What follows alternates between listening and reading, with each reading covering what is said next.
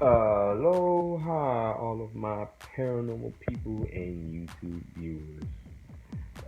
And mahalo for joining me for another mind blowing and head scratching episode of Insane Disappearances. Anyway, um, gonna read you a case today about Ann Linda Riffin.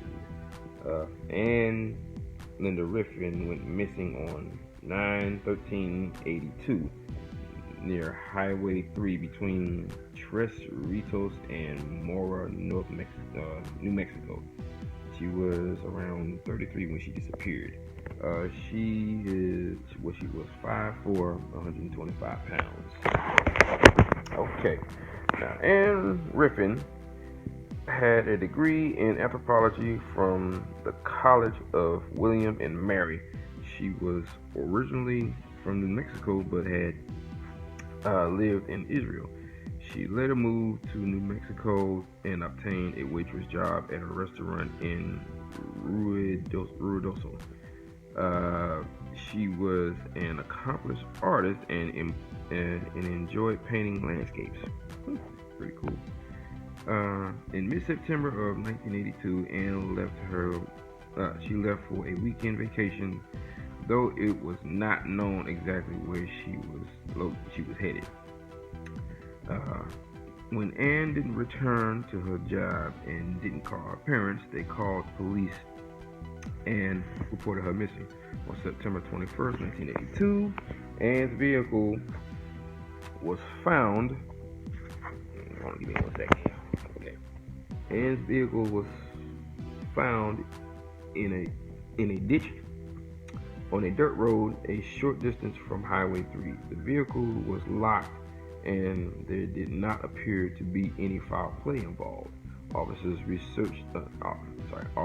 searched the car and determined that the only item missing was Ann's purse. Lost my place here. Oh yeah, they did find artwork, brushes, and paint, indicating that Anne had been painting landscapes on her trip.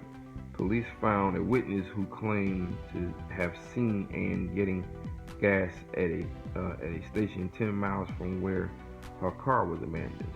The witness said Anne was alone. It's been almost 30 years since Anne disappeared, and police still have no new leads. It is interesting that she disappeared in proximity to Melvin Nadell profile below. Let's see. This is like one of those cases where you are just going out on, a little vacation, not knowing what's gonna happen, totally clueless. It's just a regular everyday thing for you, and then they find that car parked somewhere, but the fact that it was in a ditch seems kind of odd to me because this is supposed to be just a regular everyday drive where you're going to a place probably to paint some landscape like they said, but something made her go into a ditch. So she either got scared and saw something, or somebody ran her off the road and forced out of the car, and after that she was never found. The fact that a person can just disappear like that. Now, David Bledis has said in the past that if you're one of those people that just want to disappear, go ahead. You can do it. That's not a crime. It's your choice. But the way it sounds, she had to have been forced off the road for her to be in a ditch. Because that wouldn't normally happen if you're gonna just park your car and lock it. But she had time enough to lock the car and take her purse and lock the car. So it could be that she wanted to disappear, or it could be that whatever took her gave her enough time to get her purse so there won't be an identification left behind, where she could be tracked, or I don't know. It just seems still kind of weird for her to actually go into a ditch like someone forced off the road. Then she voluntarily got out the car, got her purse, and locked the door of her car. So It all that alone seems weird. So there's got to be something there that indicates that she was either forced somewhere, or I don't know. There's got to be a point between when she went into the ditch and disappeared.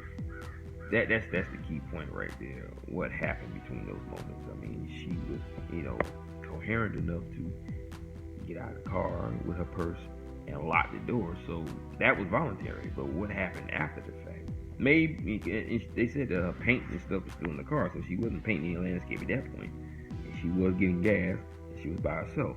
So maybe, just maybe, she probably saw a UFO and it stunned her, and she ended up going into a ditch. Maybe the UFO was a little close, and it made her swerve into a ditch. And she gets out of the car to see what it was, along with her purse. She locks the door, and maybe this UFO took her. For her to not be ever found within 30 years, obviously there may be some truth to that. I don't know, but that's pretty much it on that case. Like I said, this happened in 1982. In 1982, there was a large scale of UFO sightings at that time, especially in New Mexico. I always found that when it comes to UFOs, they're always they have the biggest amount of sightings in all these foreign places, like Jerusalem. Mexico is a huge hotspot for UFOs. They be seeing clusters. They be seeing armadas, in the sky, all kinds of stuff. So maybe, like I said, she was abducted by aliens at that point, because, for her to get out of the car with her purse and lock the door, she was able to actually do that. So she couldn't have been forced out of the car, but she may have saw something that made her go into a ditch, and whatever that was took her, and she was never seen again. So who it was? That's the number one question. Or what it was that took her. But that's all I got on that story. I'm gonna look through the book and see if I can find some more stories to read where I can probably squeeze them in, like squeeze maybe 2 stories in to get the full effect of hearing the cases. Always imparting. Aloha, mahalo, and huiho. Be safe, guys. Peace.